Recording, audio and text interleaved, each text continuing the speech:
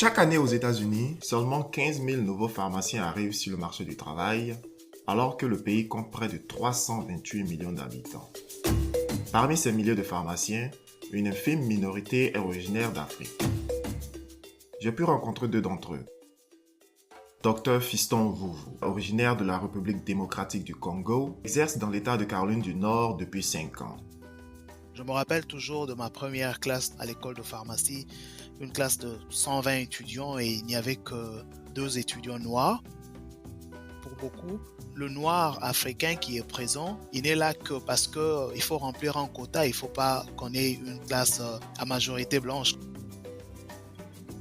Les gens commencent à voir que, au-delà des préjugés qu'ils ont, que vous êtes quand même quelqu'un qui est digne d'être présent dans une institution aussi prestigieuse qu'une école de pharmacie.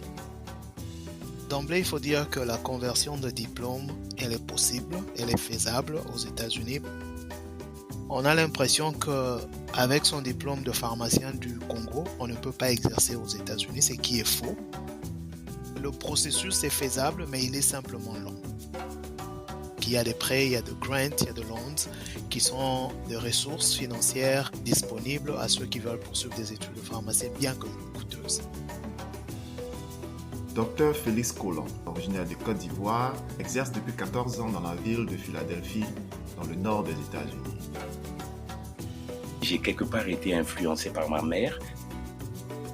Pendant mon enfance, ma mère qui était pharmacienne, on allait toujours dans son lieu de travail. Et je pense que les étudiants dans ce domaine doivent toujours étendre leur champ de travail. Faire un MBA en business, que si demain ils veulent partir d'une officine à une industrie, c'est possible.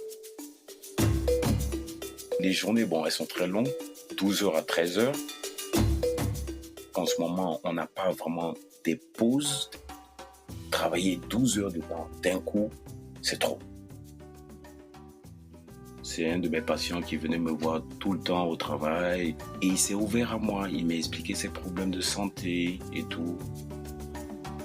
Mais ce monsieur, je l'ai conseillé.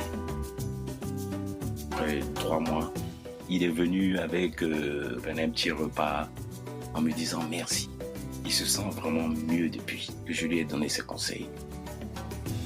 Je vous donne rendez-vous le lundi 20 juillet 2020 pour écouter l'entièreté de l'émission sur les études et la profession pharmaceutique aux États-Unis.